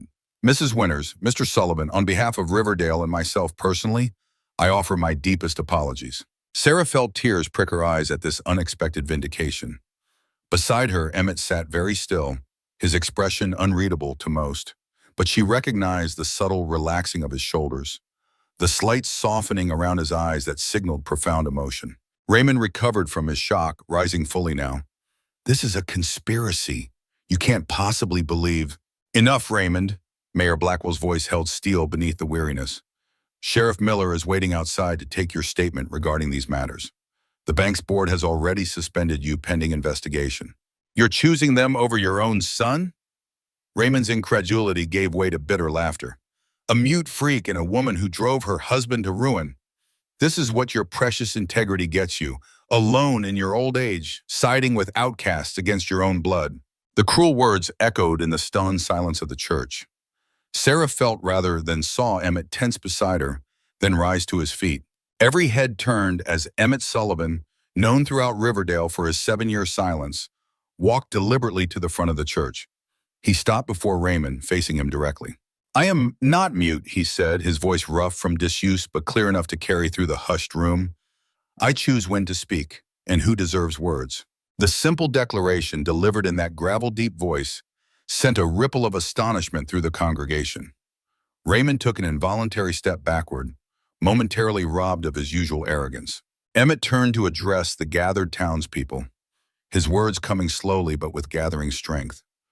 "I fought in the war, tried to save lives, failed to save my brother, came here to forget, but silence became a prison." He glanced at Sarah. "Mrs. Winters taught me to read, to speak again. She has more courage, more honor than most men I've known." The naked emotion in his voice silenced even the most avid gossips. This was not the rambling of a damaged mind, but the hard-won wisdom of a soul that had walked through fire. My ranch is my own, Emmett continued, focusing now on Raymond. Paid for with gold I found and sweat I spilled. No debts, no loans, just honest work. He stepped closer to Raymond, his physical presence imposing without being threatening. And Sarah Winters owes nothing to anyone, not money, not explanations, nothing. Raymond's face flushed with rage and humiliation. You think your little speech changes anything?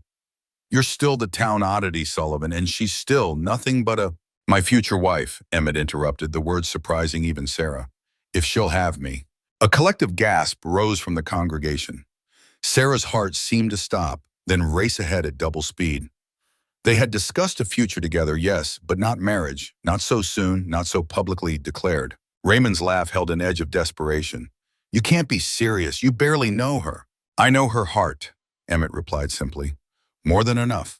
The contrast between the two men could not have been starker. Raymond's bitter contempt against Emmett's quiet dignity. Even those who had whispered about Sarah and Emmett's living arrangement found themselves moved by the simple honesty of his declaration. Sheriff Miller entered then, nodding respectfully to Mayor Blackwell before approaching Raymond. Mr. Blackwell, I need you to come with me to answer some questions about these financial matters. Raymond looked wildly around, seeking allies, finding none. His gaze landed on his father, a last appeal for intervention. The mayor met his son's eyes with profound sadness but unwavering resolve. Go with the sheriff, Raymond, he said quietly. Face this with whatever dignity you can muster. Something broke in Raymond's expression. The final realization that his schemes had failed, that not even his father would shield him from consequences. Without another word, he allowed Sheriff Miller to escort him from the church. In the silence that followed, Hannah Wallace rose again, moving to stand before Sarah. I should have spoken sooner, she said, voice trembling. I saw how Raymond threatened you, how he spread lies about you after Thomas died. I stayed silent out of fear, and I'm deeply sorry. Sarah took the older woman's hands in hers. Thank you for finding your courage now, when it mattered most. Pastor Wilson, recognizing the moment's importance, raised his hands. Let us end this service with a prayer for truth, reconciliation, and new beginnings in our community. As the congregation bowed their heads, Sarah found Emmett beside her again, his warm hand enveloping hers. The simple connection grounded her through the prayer, through the final hymn, through the curious but largely respectful greetings of townsfolk as the service ended. Outside in the crisp winter air, they finally found a moment alone. Did you mean it? Sarah asked, her voice barely above a whisper. About marriage? Emmett nodded, reaching for her hands. This time he didn't need slate or chalk to express himself. Yes, he said simply. If you want. You don't think it's too soon? Even as she asked, Sarah knew the question was mere formality. In the weeks they'd spent together, they had shared more truth, more genuine understanding than many couples achieved in years. Life is short, Emmett replied, the words coming more easily now that the dam of silence had broken. Wasted enough time already. Sarah smiled, feeling lighter than she had in years. Then yes, my answer is yes. His rare, full smile transformed his face, erasing years of solitude and pain. He leaned down, sealing their promise with a kiss that drew a few gasps and more than a few smiles from lingering churchgoers. Mayor Blackwell approached as they parted, his expression weary but relieved. The foreclosure notices will be withdrawn immediately, he assured them, and I've already spoken with the bank about compensation for the burned barn.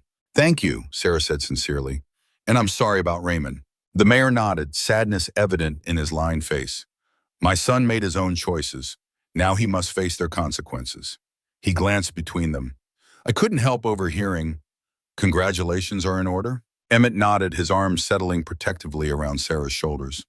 Spring wedding, he said, the two words containing volumes of meaning after the long winter they had endured. A new beginning, Mayor Blackwell agreed, something we could all use. As they drove home through the snow-covered landscape, Sarah felt a peace she hadn't known in years. The ranch came into view, not grand or imposing, but solid, honest, a true home. Emmett helped her down from the wagon, his touch lingering.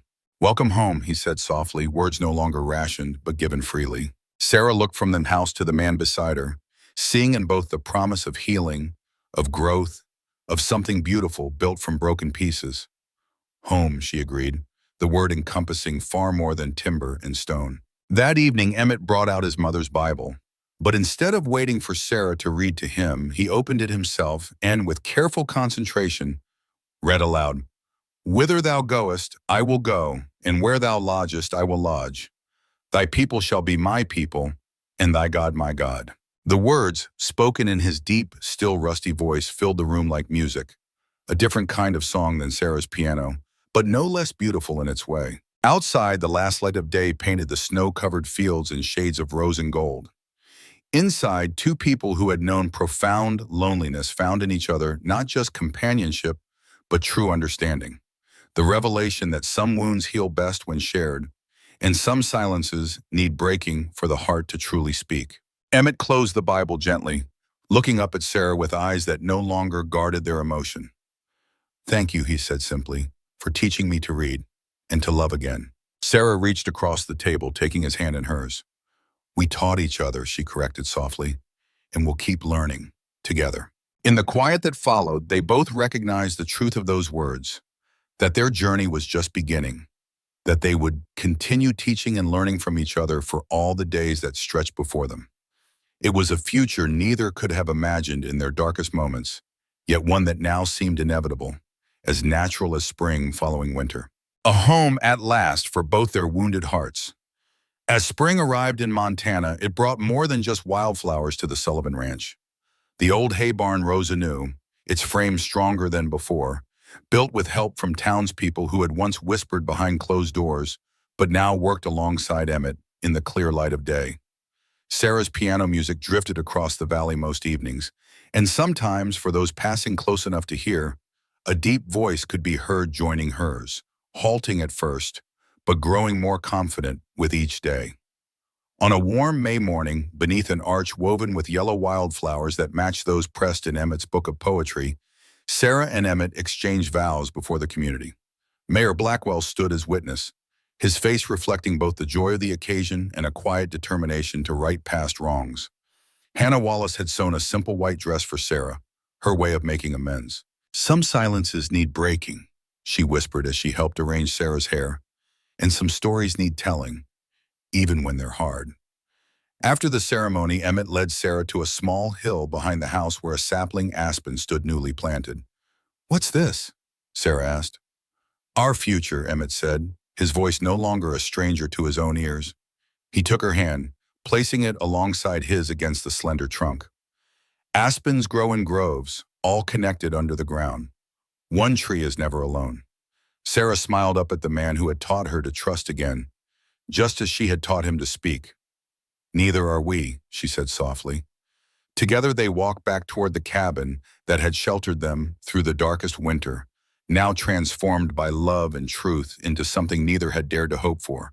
Not just a house, but a home where wounded hearts could finally heal.